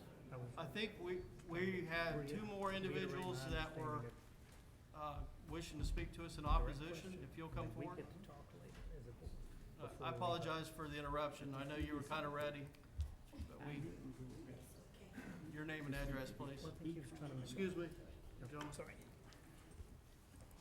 My name is Mary Catherine Brown Gibson, and I'm a member of the Theodore community. My address is 5230 Thompson Lane. I've been a member of the Theodore community for over 50 years. and my family were all members of a theater community. I am a grandparent of a student at Marysboro Elementary School. I am also the president of the South Theater Community Action Group. I am here to represent the people opposing the Retif Oil Company setting up in our community, because we know that with this type of business in our community may have threats on children's lives, or it may be, from what they've said, that it may not be so easily combusted, but if there's a spillage, then it's going to contaminate our waters. Also, the fire chief talked about the route that he had for us to be able to evacuate. We already don't have an evacuation route. There is one street in and one street out. Yes, there is a lane on the side of the school, but you have to go through private property to get there. There's no way a bus can enter or exit on that road, because one car has to wait for another car to enter to exit. Then, for instance, if you get out of Burroughs Lane, if there is a blockage on the railroad track, which happens often, where the trains are changing tracks, however you state that, when they do that process, traffic is held up for like 10 to 15 minutes. And what if that were a day that an incident occurred at the Retif Oil Company? The people are very concerned about that. And also about the large trucks entering and exiting our street. It's very narrow. And the children are around. We don't have sidewalks to walk on. That had been addressed, but no one has heard us for years and years. We've asked for it, and no one has heard us. We've asked for help in our schools, and we've needed partners, because last year we only had about one computer per class, but no one came up to be our partners then. But when we were opposing this company coming in our community, and then all of a sudden we get partners wanting to contribute, which we accept a donation because we do need them. But we want people who have our concerns at heart as well, not just for what is in their best interest, but for the best interest of our people and our children. We don't want garbage dumped on us all of the time. And the location of the building is right beside an apartment complex. You can cross the fence and be in the schoolyard. So there's no division, nothing but a fence that divides them from the school's property. Our gymnasium is next door to the fence where the children go in and play, and we just got that. We were thankful. But it's just such a hazard having that in our community. We're thinking about the long term. We have children. Like I say, I have a grandchild that's attending Marysboro Elementary School at this present time. Theodore is my community. The people have stated time after time, yes, they've gone and viewed the facilities, and they see what they have there. And they say that it's safe. Well, of course it looks clean, everything looks right now because you haven't set up. But then once you get in operation, I'm sure it won't look the same as it look right now. Then they told us that it's gonna be prepackaged. You know, they've told us so many different tales, because I met with them on more than one occasion, that it's gonna be prepackaged and brought in and carried out. So what are the big tanks for? Because initially, it was going to be shipped out on trucks for super lubes and places of that nature. Then it went from that, when the people started opposing it, to being prepackaged. So it's just so many tales being told. And then we have not, no escape route has been discussed with anyone. I can't see unless they build a bridge over the top of the railroad track. And that hasn't happened in all these years.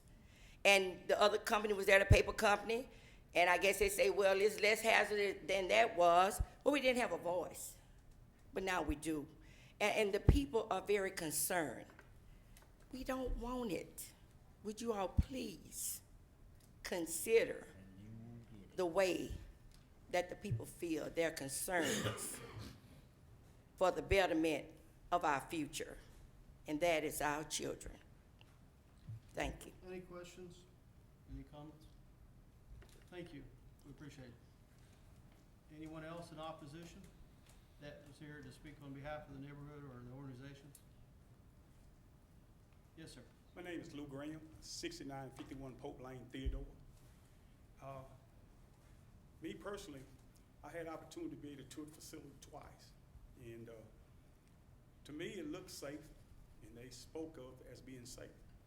But I live, unlike everybody else in here, I live 200 yards from Retief over.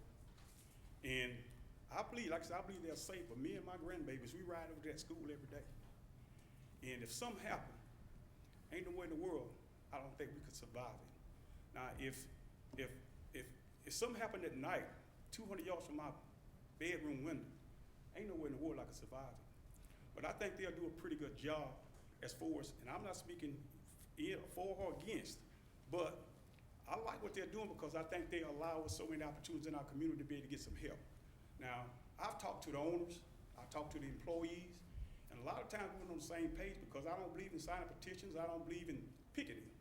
I just believe you gotta go at it the old-fashioned way. You gotta sit down and talk and reason together. And I believe that if we can get on the common ground.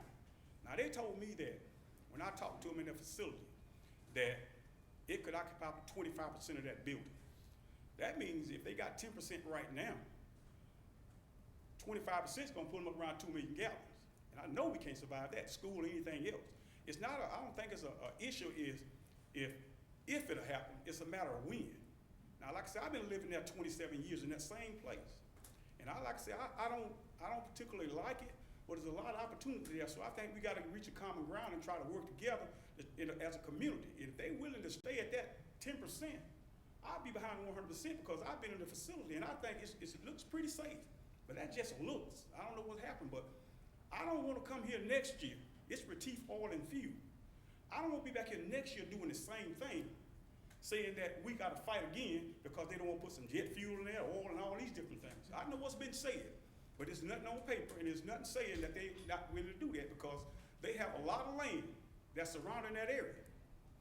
And I know sooner or later they're going to have to develop it, whether they develop it through some other commercial entity or themselves expand it. I don't know. Before we got annexed, my property tax was $174 a year. And that's enough with my concerns. It's up to almost $800 a year now. How is it going to affect that? Maybe I shouldn't be addressing it to you all, but to the city council. But what we need to do, we need to come to some kind of common ground and try to see if this thing can work. And I believe it will because they seem like some pretty good people just by talking to them and having an opportunity to meet with them. And like I say, they took me and showed me some of the things that I thought was a really good danger because all I went on what people was telling me. Until I got an opportunity to be able to go to myself and see for myself, I think maybe it will probably work. It's not them not killing us, it's the goose and all the other places that's killing us. These are the chemical plants. Now, I don't know what problems that they may cause in the past, but I even suggested somebody the other day if we maybe could establish some kind of plot where it could be somewhere they can get sued later on in life because these kids next door, these kids are leaving the school so fast every year. So if they come up with some kind of disease later on in life and you're trying to figure out where it comes from, it may be from them, it may be from the good, we don't know. But we need to put something in place that's going to help our community. And I think they're in a position to be able to do that, but we also in a position to be able to help ourselves too. And that's all I have to say. I have a question. Yes, sir. How far do you live from 200 yards. No, from a rail line? What's that? The railroad line. How close? The railroad line, probably about you go through the woods, probably about a 3/4 of a mile. If you go around the street, it's probably about a mile. I'm just looking at other hazards within the area. It is, yes, that's when I'm concerned about this here, because you got the goose, you got air gas, matter of fact, you got all these gas stations, all these tanks, all this gasoline. If they blow up, we still got a problem. So it don't really matter. So I feel if they're willing to help us, which they promise. Now, I do feel like the jobs that they're offering, the health risks far outweigh that. But I feel like we can come up with some kind of game plan and work together as a community and with the company to try to make this thing work. I appreciate it. All right, thanks. You coming down. Is there any questions? Yeah, I got a comment. Mr. Burrows? What I'd like to say to the residents that live in that area is that you don't know me, and neither one of you do. I don't know either one of you personally. But I want you to know something about me. I spent 30 years with the Federal Occupational Safety and Health Administration, and I don't want you all to leave here thinking that your health is in imminent danger because of this plant. It is not. There's nothing inherently hazardous to you about this chemical plant sitting there. It's an environmental issue to me based entirely on race. It's what's driving me about a lot of these projects. But I don't want you to leave here scared to death that you or your kids gonna die from cancer because there is a chemical plant warehouse that's storing 300,000 or 280,000 gallons of Class 3 flammable liquids in it. It's not gonna pose an imminent threat to your health, but it could pose an imminent threat if an explosion occur or a fire occur. I would feel remiss if I let you go. I've heard some comments that even bothers me on your side. And I'm gonna say it one more time. There is nothing inherently hazardous about this plant, chemical-wise, other than fire and explosion hazard. I understand that the building meets the National Fire Protection Association codes. I questioned them before, and they basically their comments, they were not ignorant comments made to me. They know what they're doing. They have proper safeguards, but what's driving me on this plant is another issue, other than a health and safety factor. That's all I gotta say. Thank you, Mr. Burrows. Anyone else? Yes, sir, Mr. Chairman and members of this board, I have sat here and listened very, very carefully.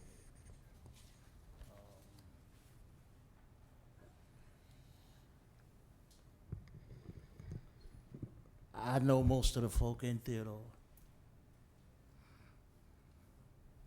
Some of them better than others. I sat here last time and listened to the pros and cons. We asked the company to go back and meet with the community because of the fact that the basic argument that was driving me at that time was that there was no bridge of communication. I think the word concerted effort was put in place in what I'm reading, but definitely in what I'm hearing. I have to, as a member of this board, maintain my objectivity.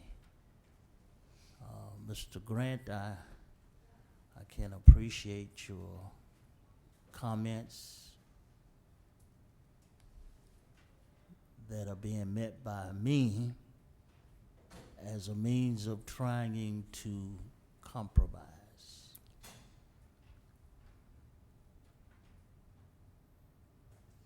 The issue as it relates to this particular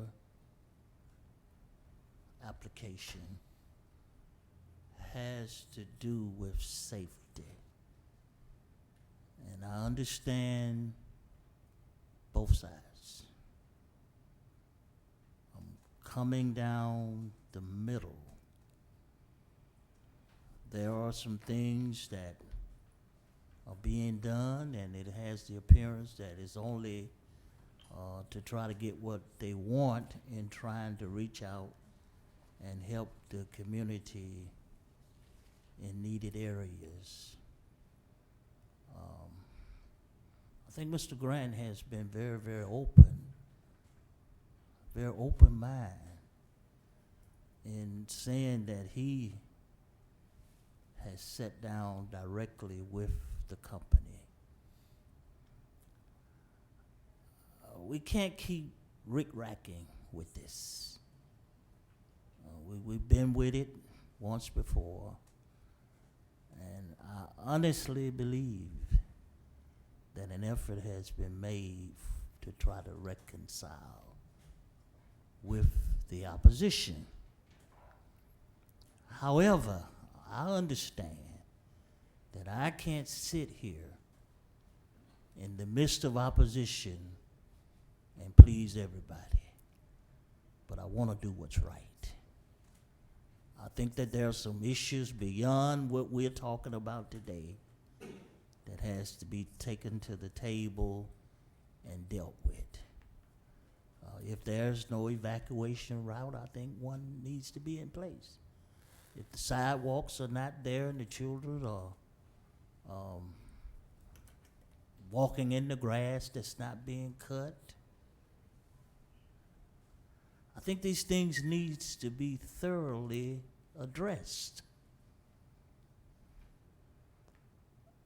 But to not be fair to this company as a board member, and to not be fair to the Theodore community in saying what I'm saying now, I feel I owe you this.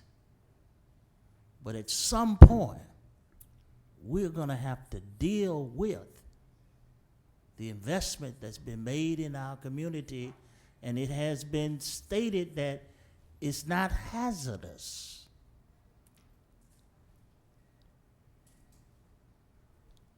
That, Mr. Chairman, being said, I think I've thoroughly stated my position terrifically. All right, thank you, Mr. Coleman. Well, we're gonna have someone speak to the flashpoint? I was allowing the board to have any final comments before we go back to the last. I wanted to speak in opposition as well. I think, do you have anything new to add, sir? Yes, I do. Then please. Thank you. If you can be brief, I'm trying to give equal time to each group. My name is Ramsey Sprague. I live at 63 South Fulton Street, 36606, Mobile. I'm sensitive to the needs of growing cities. I come here, moved here from a growing city. I also suffered as a result of uncareful planning in my growing city where I moved from. I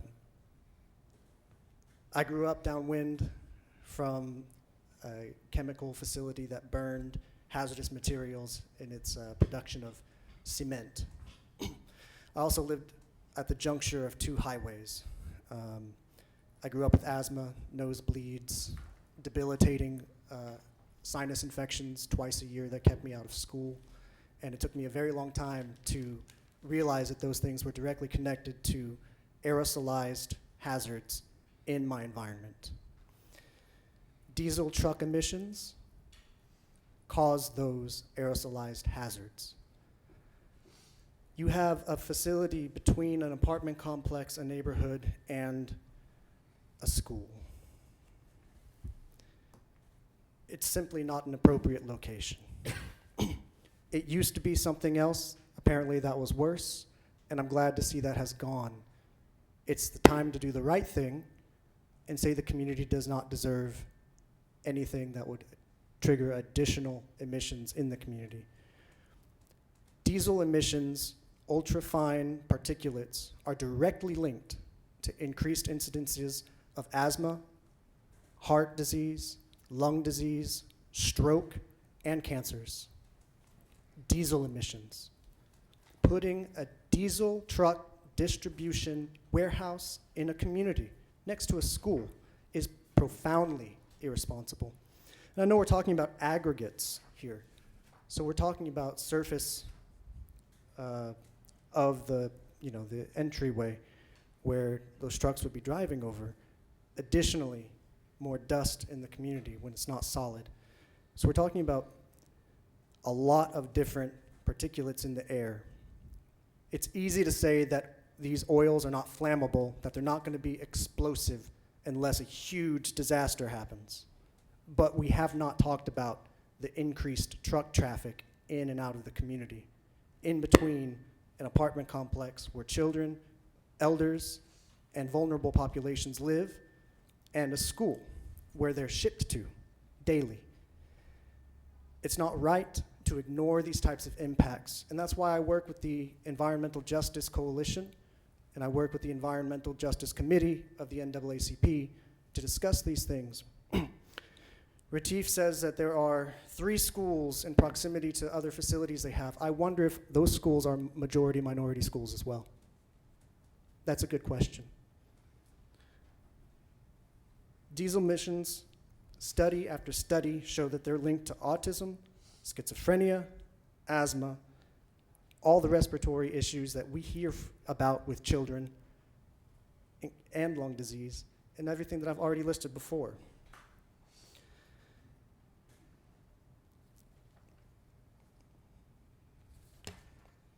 So it's not just about whether or not the oil in the tanks is explosive. It's about the combustion engines to move that material in and out of the facility just as much as it is what the facility will house. I worked very closely with the Plateau community in discussing expansion of I-2 zoning for a steel manufacturing and distribution center. The same argument was made by that developer, Mr. Bob Collins, that his facility does not pollute. That is not true. If you are moving materials with diesel trucks in a residential neighborhood, you are deteriorating lives. There's no other way around it. The president has big plans for port facilities, and we want to see our communities partnering with the EPA to work with an environmental justice vision for an economy that acts in solidarity with the true costs of trade and commerce, because we recognize that we are a growing city. We have needs, but we cannot pretend like communities that have had old industrial facilities sited in them deserve more just because. That's not an acceptable way to go about planning and considerations. It feels like Conclude, please. it feels like disrespect that is pre-existing and disrespect that is ongoing, particularly when you brush over the traffic. Thank you. All right, thank you. Any questions?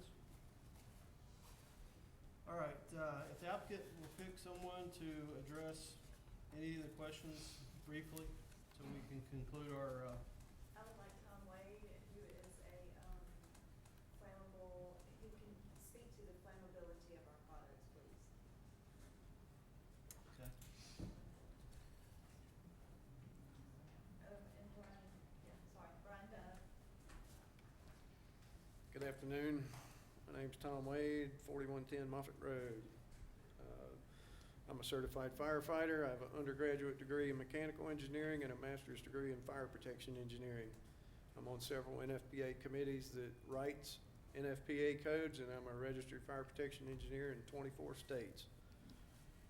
I have executed fire protection designs all over Mobile County, specifically ThyssenKrupp, Eneos, Holcim, Standard Concrete Products, SSAB, Evonik, and additionally, my fire protection design at Airbus was named Engineering Innovation of the Year last year at the NFPA's annual meeting.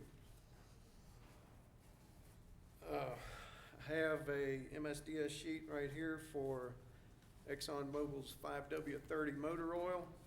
By the way, all of the MSDS sheets for all of the liquids were given to Mobile Fire Rescue for review.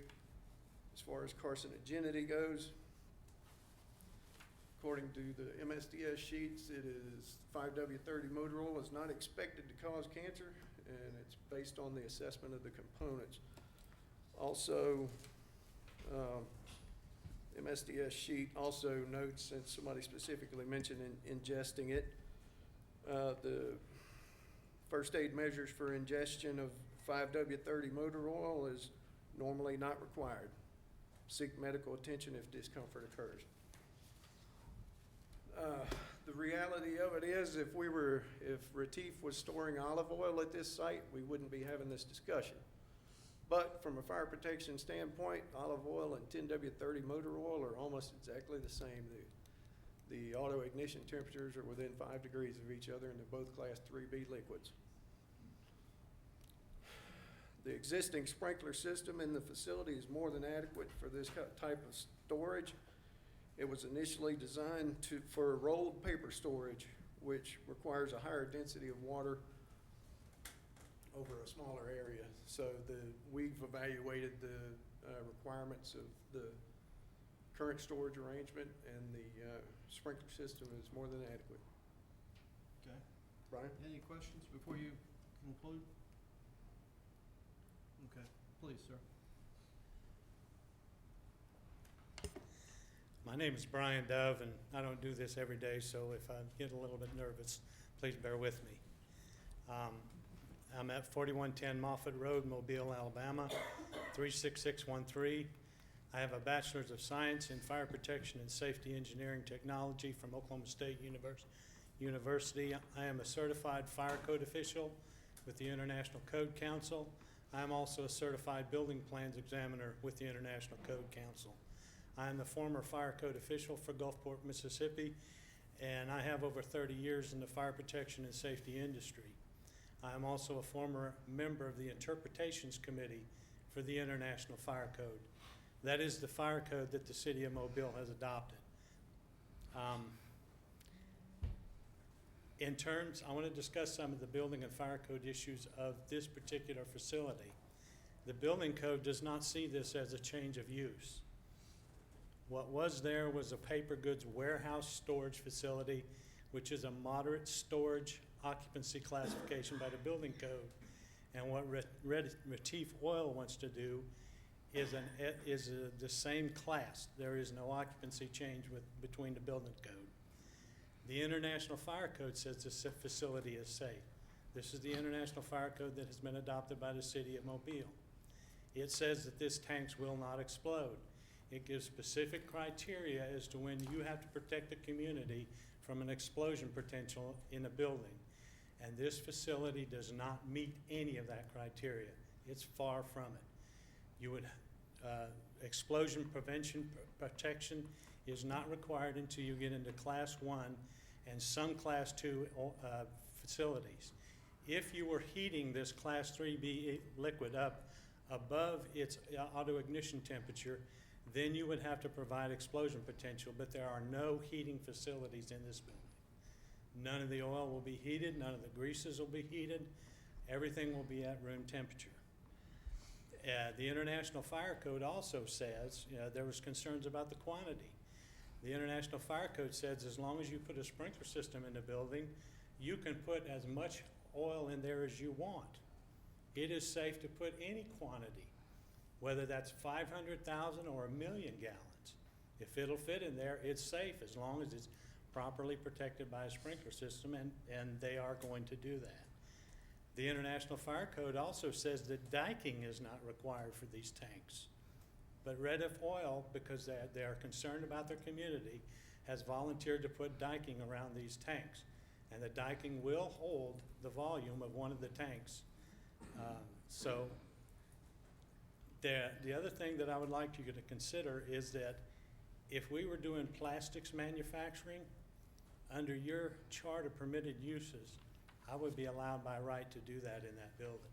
And we would not need a variance to do it. And to do plastics manufacturing, you have to have Class 1 liquids that will explode, that do have explosion potential. So the International Fire Code and the International Building Code has said this is safe for the community, what they want to do with the safeguards that they're putting into place. And I just ask the board to please consider that, and thank you for your time today. Okay, any questions? Sir, I have one question. Yes, sir. A lot of the opposition has stated they were concerned about evacuation routes and plans. Have you considered that in any of your involvement with this group? The International Fire Code requires fire department access for any structure for that purpose. And the existing school has fire department access. I assume it complies. I have not looked at that yet. Okay, all right. Thank you. Mr. Chairman. Mr. Coleman? Mr. Davis? Y'all moved chairs on me. You got me. This is a Theodore issue. Theodore. I mean, we have experts that have come in and given opinions. I'm a pastor in this community, and conflicts and divisions come up all the time. We are admonished that we have to come and reason together. Now, whatever the issues are that has nothing to do, here it is, we got a school issue where it's not really sure whether there's an evacuation plan in place. I mean, it really has no bearing on what I'm to look at here as it relates to this application. These issues about no sidewalks, none of that stuff being in place has no bearing on what I'm to look at in this application. Now, I owe you the truth from where I sit. And we've been playing with this. Well, I guess that's not a good word, but there's been concerns on both sides. But at some point, this side and that side are going to have to work this out, because we have to do what's in the best interest of this application. Last time, I asked that they would go back and sit down and talk, because when we met last time, the initial and only meeting that was held was a few hours before coming here. And I think we need to move on. And whatever issues that are unrelated directly to what's happening here, we need to take it to the proper authorities. That's my. All right, Mr. Coleman this time. Yeah, one of the things that bothers me is that of compromise. And most people think that compromise is a 50-50 proposition, and it isn't. The compromise, you give up something in order to get what you need, in order to make things successful. It has nothing to do with 50-50. It might be 20-80, as long as you're willing to sit down and talk and reach something that you can compromise on. If you haven't done that, then you haven't served yourself and you haven't served your community. So you need to think about what you're doing in terms of making a compromise. Mr. Chair? Yes, sir. Just a couple comments. I took the invitation to go look at the building and see the dikes and see the facility, and I mean, I had been there, I'd seen the building under its previous use, which was rolls of paper and trucks coming and going, and to me, this is nothing more than distributing a different product, and we're asked on this board to address a couple of, if there's vagueness in the code, and to me, it could not be more clear that there is vagueness in the code of the distribution of this very sealed product in this quantity, and I think that point's been made. And after seeing it, I mean, it's just a distribution facility, and I believe this is a use fit for that building. Okay. Mr. Burrows, you have anything? Yes, I have a comment about it. in particular, the comment made by the vice chairman, and this is not meant to be derogatory at all, Mr. Vice Chairman, but you said that this is about, our job is to address this particular, whether the code applies to this particular facility and have you. This is more than about the code. The code takes into consideration the desires of the neighborhood. And the neighborhood has been voicing consistently, before they got this far with this facility, their objections. And the code does take into consideration. We've done it today. We ask questions. Have you polled your neighbors about this variance request? We've granted variance because there was no objections. These people are objected by the hundreds. And like I said, you can give me speaker after speaker that can quote me the National Fire Protection Code. I understand the National Fire Protection Code probably better than your PhD, because I enforced it for 38 years. But like I'm telling the people out there, I don't want to mislead those people that's subjected to this. There is no inherent hazard to this facility being there. What's driving me is that they don't want it. They were there first. They have a right to object. Again, there is nothing that's in this facility that's going to kill your babies. There is a fire and explosion hazard. I don't care who say it's not. Once a fire start going, then you're going to, in that type of facility, you're going to get a big conflagration that's going to expand rapidly, because the chemical's going to heat up, and they're going to meet the threshold limits of the flash point, and they're going to start flashing off. But now, that's if a fire starts. Again, to the people I've heard some comments that I thought I needed to correct, because you were saying things to me that's not necessarily true. These are the people that objecting to this facility that I'm talking to. I don't want you to go home and lose sleep that you're going to die of some chemical poison because this facility is there. That's not true. But there is an inherent fire and explosion hazard with this facility being there, and then there's an emergency ingress and egress problems when that fire get going, and they have a right. They have a right to maintain their neighborhood. Okay, Mr. Chairman? Anything new? Well, I just want to address my colleague here. If we can keep it brief. 'cause We'll be very brief. Yes, sir. I just want to say to you, Mr. Burrows, I respect what you said to me today, directly. And I understand that these people were there first. Not these people, but the Theodore community was there first. As I've said earlier, I know all of them. Well, I didn't mean no insult to you now. Yeah, I understand, but what I'm saying, for the good of the order, we have to try to do what's best. And all the time, we're not always met with agreement and popularity. But as a board, I think we need to do what's best. I think those issues of concern, I think, and it was already brought up that they annexed into Mobile, and somebody said about the taxes went up and all of that stuff. But I think they also built a new fire station in that area. Only thing I'm saying is that the issues that have not been resolved can be resolved, and that's all I'm saying. Okay, And I appreciate it. but I do appreciate you, Mr. Burrows. I want you to know that. What I did, not personal. All right. Believe Now, me.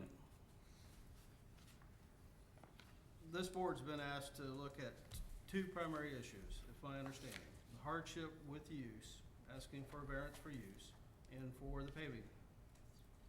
And actually, it's the paving to, I think it's a turnaround section, not the egress, ingress into the facility. It'll be at this location here where the trucks actually, I believe, exit the building and come back out onto the paved driveway to get back to Cary Hamilton Road. Correct. Okay, and as normal course for this board is to look at hardship associated with a application's request. The applicant has tried to show that, my understanding, that there is a difference in the way this particular property is zoned as it relates to I-1 versus I-2, and that this really should fall in I-1 based on the type of use versus it being an I-2 classification. Surfacing, we haven't even talked about, and I don't think anybody here wants to go through another hour discussion on why we use aggregate versus paved. I was in on the initial discussion and the initial vote on this particular application a year ago. At the time, my concern was the quantities was different than what I was originally told. Based on the staff's report initially, it ended up being much greater. And I was concerned that not only was residents not given the opportunity to be aware of that, but to have some input in the communications, as all these, my fellow board members have stated, for you to have the opportunity to go see the facility and know what they were doing.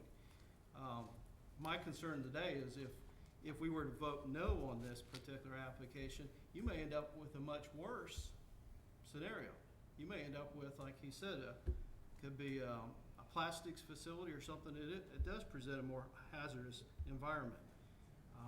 I've always had hardship with the fact that this facility is adjacent to a residence and a school system, but knowing that the fire protection system was there, knowing that the containment system was there, and that they've tried to bring in all the right experts to look at that, I've tried to take that in consideration. So I'm worried about the community as well as I am making sure the applicant gets a fair chance at utilizing the facility the way it could potentially be utilized. I tried to be fair today to allow everybody here to have an opportunity to state their case or their opinion, because there is a lot of emotion with this, and we want to make sure everyone has an opportunity to voice their concerns and also their interest. I think the board has had the opportunity to do so, and I'll now open it up for a motion for one of my co-members to make either for or in opposition of the application. Now you have to keep in mind, you have two things you're considering, the use and then also the aggregate. So if you make a motion, please address both. Motion to deny. Okay, I have a motion to deny. Do I have a second? Okay, motion fails. Do I have another motion? I'll make a motion to approve both variances. I have a motion to approve both variances. Do I have a second?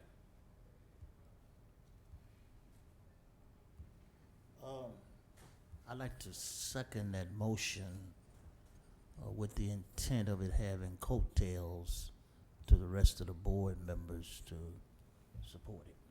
Second. Okay, any conditions before we call for a vote? Any restriction on the size of the area utilized for the facility for the petroleum distribution and transfer? That was part of the staff's recommendation. I mean, have we, I thought we were discussing 25%, is that? If that's what your motion is. If that is my motion. Okay, and your second is for the Yes, same. same. Okay, any further discussion?